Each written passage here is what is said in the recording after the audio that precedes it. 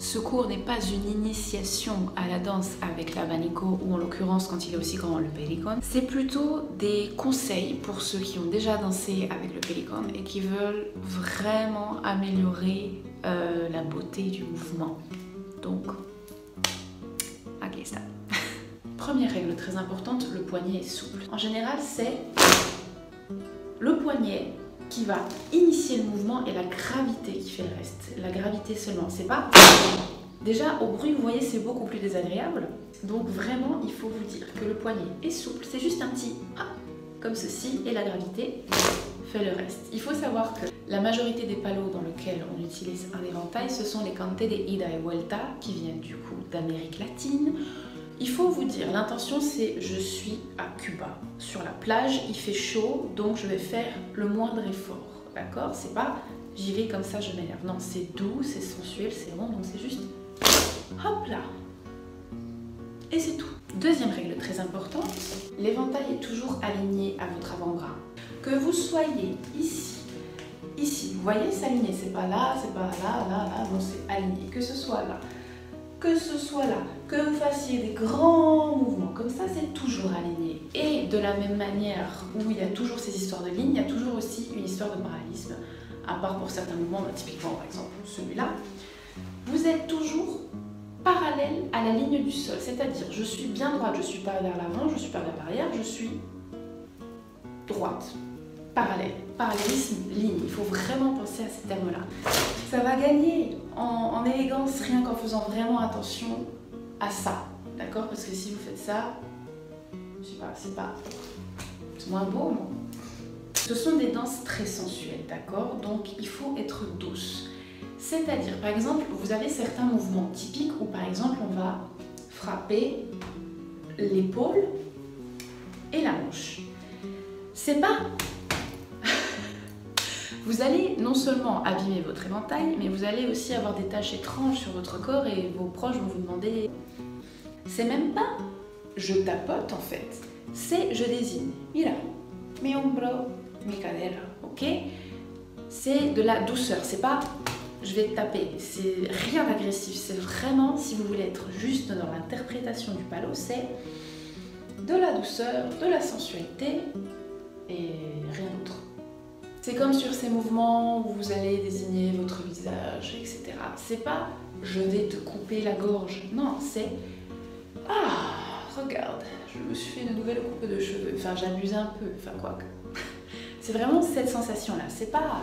Il n'y a rien d'agressif, rien de... C'est vraiment doux, rond, sensuel, c'est « ah, mira, mira, j'ai ma nouvelle coupe, qu'est-ce que tu en penses ?»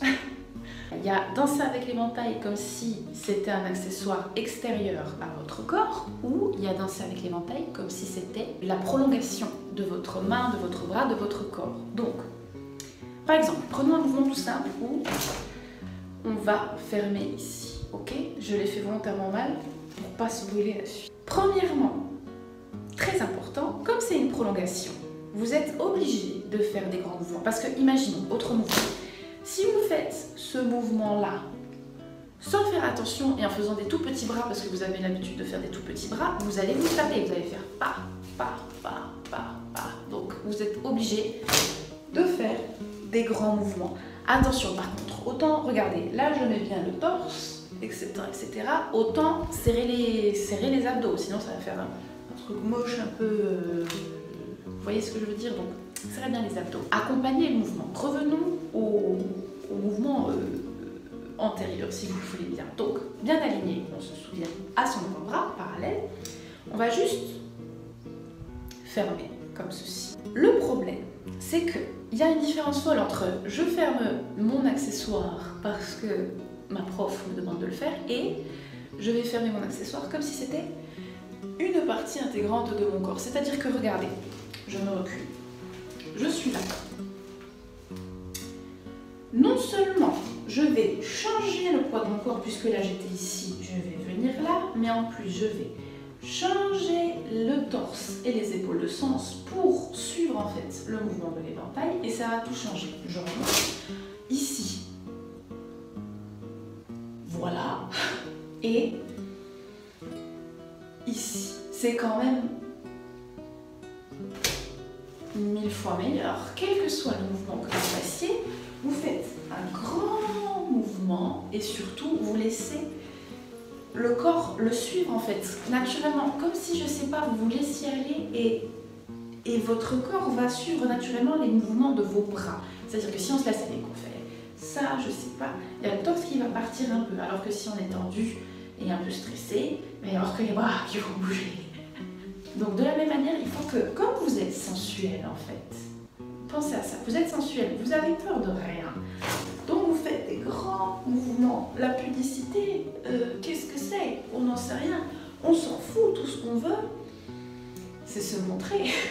Ok, donc refaisons le tour de ce que nous avons vu. Première chose, le poignet est souple.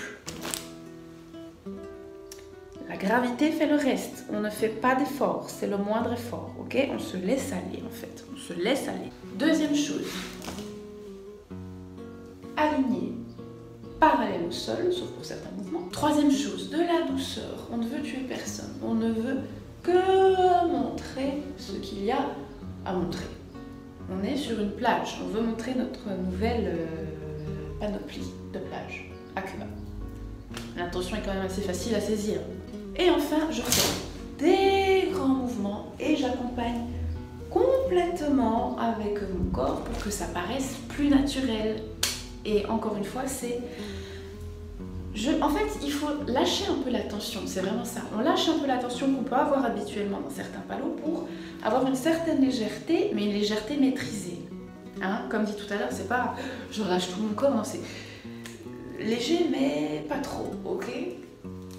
Et voilà, j'espère que ça vous a plu. Si vous voulez qu'on fasse la même chose, mais pour le chat, n'hésitez pas à me le dire en commentaire. Et je lancerai la procédure. Allez, hasta pronto!